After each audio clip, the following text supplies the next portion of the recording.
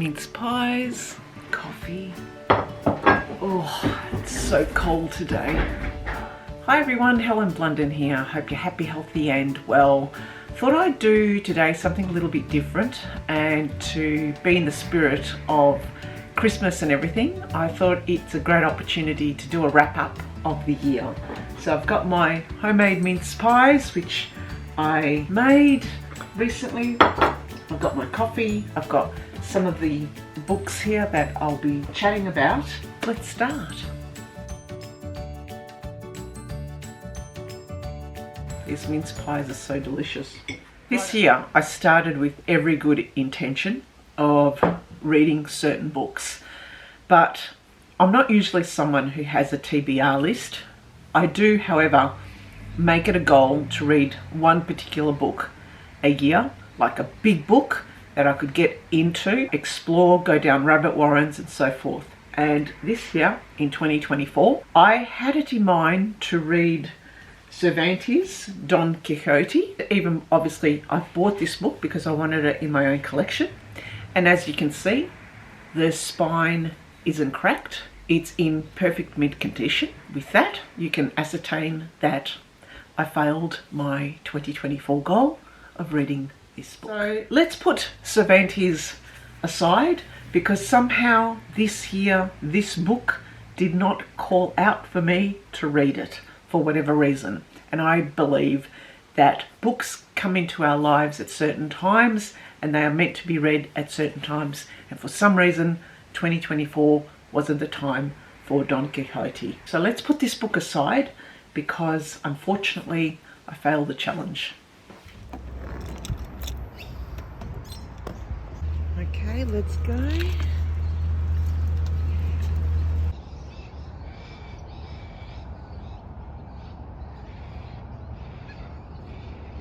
Actually, let's start with the most interesting book I found this year and why I found it so inspirational. The most inspirational, wonderful book that I read this year has to be Ronan Hession's book called Leonard and Hungry Paul. It was a short book, but a lovely story of two men who are very, very good friends. There's no violence in it, there's no anger, there's no tension, there is no horror, there's no thriller. It is simply such a good, feel-good book. One that I have decided that I'm going to do as a book club book in the new year, because I just want to share the love of that book. It is such a heartfelt, comedic, wonderful book where all of the characters, every single one of them, you will love. And there are certain scenes in that book that make you laugh, and long after, when you think about these books, you recall the different scenes of that book and they still make you smile. I would highly recommend you read that in 2025 when you need an uplifting story.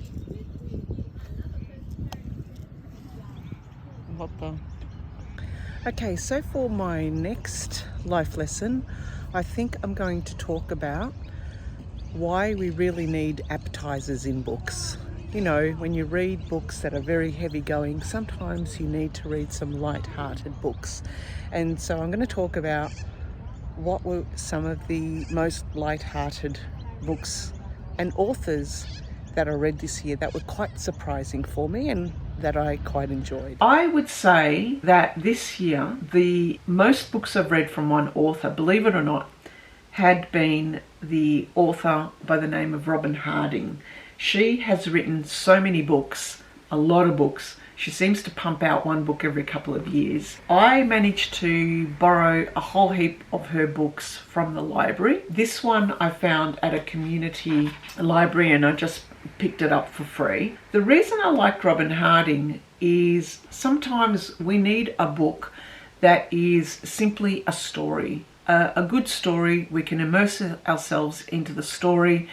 It's not written in such a way where we're pontificating and reflecting about different life lessons. It is simply a story for us to get sucked into, while away some time in between the heavier books, the books that make you think, reflect, and experience. So the books by Robin Harding, if you want something light-hearted, if you want something which is a good story, you're not going to be delving into existential questions about life, the universe and everything, then I think her books meet the mark. For me, I used them as appetizers. I would read a Robin Harding book before I'd read a heavier book that I would immerse myself into, that I knew and would expect that I was going to spend more time with that book. So this one is simply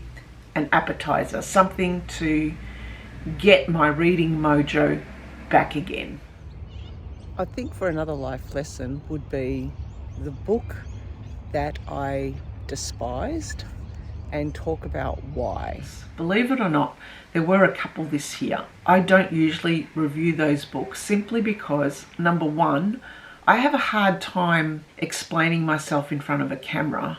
And secondly, it's really interesting to note that these two books came from male authors. When I sat down and actually thought about why they irked me, I think both came up with the common theme was I had a vehement reaction with the pretentiousness of the authors and how they wrote about their subject, and the feeling that I got as a reader that inspired more anger and frustration with these authors. But the two specific books that I wanted to throw up against the wall were Peter Carey's My Life as a Fake, was the first one, and the second one was John Fowles' Mantissa. This second book, Mantissa, was a very short novella. For those of you who already know of John Fowles, he's written excellent books like The French Lieutenant's Woman, and he's also written a superb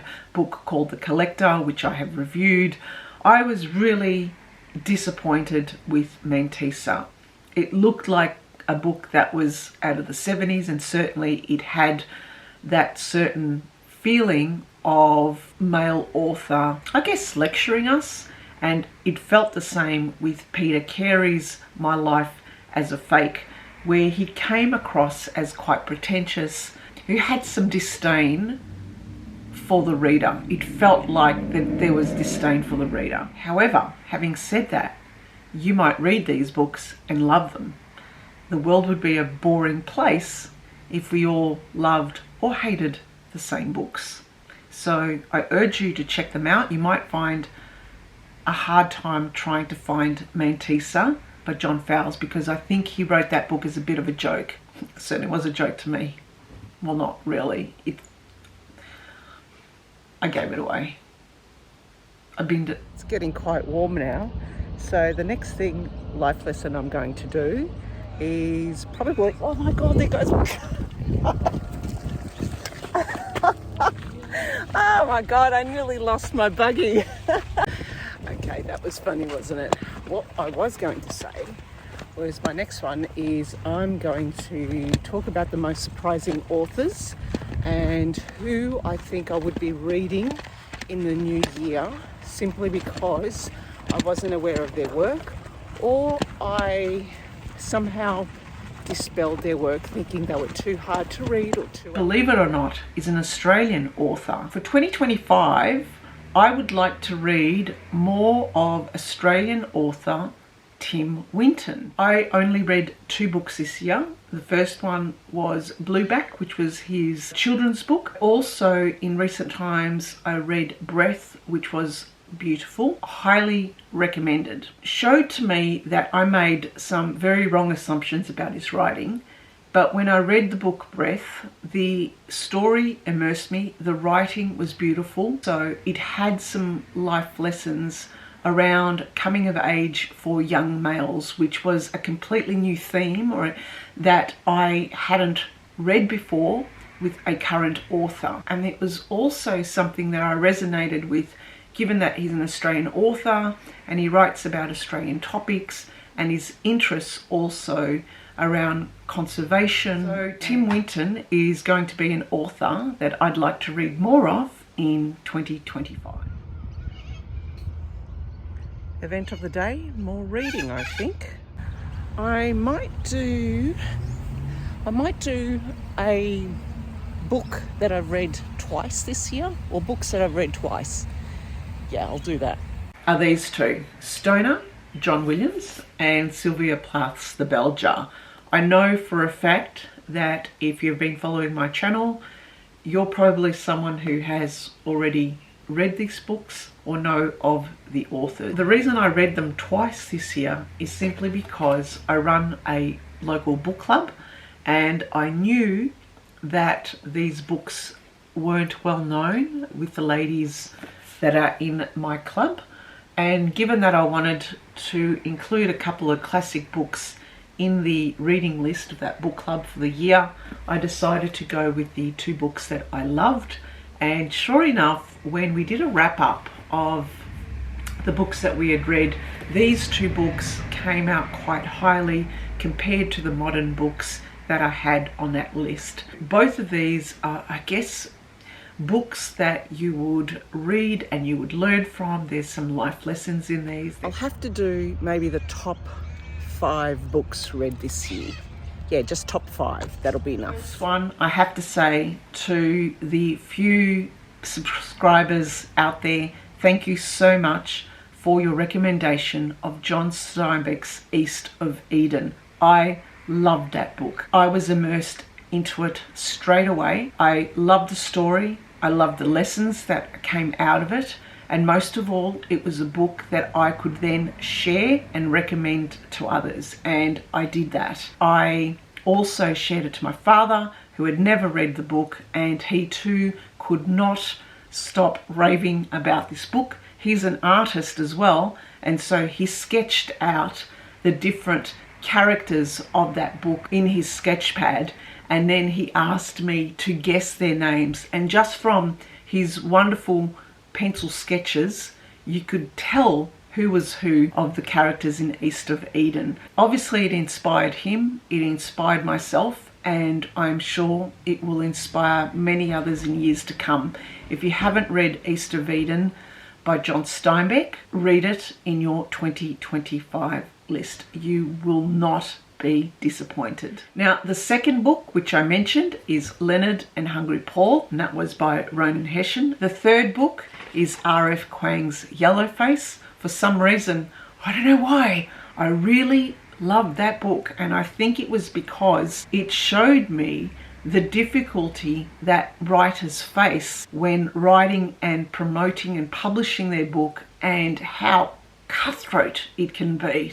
And I really loved her writing because it was a book that you could get into straight away and really enjoy. I am actually thinking of doing Yellowface as a book club book in the new year, because there's lots of discussion points that you could bring up with different people. The fourth book that I loved was obviously Stoner by Williams. I would say this is a must to read, even though I am seeing the different reviews online. It seems to be, it must have been a TikTok book or something like that. I don't know, I'm not on social media except for YouTube, and this book seems to be quite popular, so I wouldn't be surprised if it's doing the rounds and the algorithm keeps recommending this. And I think that is why I found out about this book, simply because the algorithm offered it to me. I figured, oh, it's a vintage book, maybe it's a good one, and sure enough it was. Read Stoner if you want to immerse yourself into a story of a man and his love of literature, and follow him right through his life and the relationships that he has with his wife, his daughter, and his family. Highly recommend. Now, this book also has some testimonials by Ian McEwan and Julian Barnes and the New York Times and Nick Hornby. And I'm willing to bet that these people actually read these books, because I don't know sometimes if some authors actually read the books that they put testimonials to, but I wouldn't be surprised if they read this book because I agree with what they mentioned here. And last of all, the fifth book was The Spaceman of Bohemia by Yaroslav Kalfar. I read this book and I loved it to the point where I was bawling my eyes out. There were many times in that book where it was quite emotional. It was a book written by an author I hadn't heard of. It was also a book that linked and aligned to different times of Czechoslovakian history. If you want to find out more, just check out my review, but I would say The Spaceman of Bohemia was one of the best books that I'd read in 2024. It is this one, Cloud Atlas by David Mitchell. As you can see, I'm 3/4 of the way through and I'm treating it like when I read War and Peace. I really took my time with War and Peace, and I'm taking my time with this one because it is to be slowly digested. 6 different stories, 6 different genres, all linked by one particular theme with an effect like a Russian doll, you know, with a Russian doll. Anyway, and I will do a review of this in 2025. But let me know if you have read this book and what you thought of it. Okay, that is all I have for now. But before I go, I want to thank you, my subscribers and my YouTube watchers. Thank you so much for sharing your recommendations and your suggestions for books that I should read. You may not know that I have a Goodreads app, a library where I put all your suggestions, and it's that library that I use when I go out to bookstores and I go out to libraries to try and find the books that you recommend. I have had an exceptional reading year and I will continue reading in 2025 all the different books that come my way. I'm a firm believer that books come to our lives at certain times when we need them the most, and the ones that most grip us at certain times, the ones that are the unforgettable ones, are the ones that we most need at that point in time of our life. And this year, those 5 books were just the ticket. I don't know. I'm not someone who creates a to-be-are list because, like what I said with Don Quixote in Cervantes, more than likely I won't pick it up and read it, unfortunately. I'm going to let the universe decide for me, the universe being you folk and some other people, when I listen to people talk about books, and if they kind of ring true, or if someone else mentions it at the same time or at a different time, or if an ad comes up and it's the same, like little coincidences, that's when I'll read the book. Thank you for listening. Thank you for watching. I wish you a very Merry Christmas. If you're enjoying your holidays, stay safe and see you in the new year. Bye for now. Bye.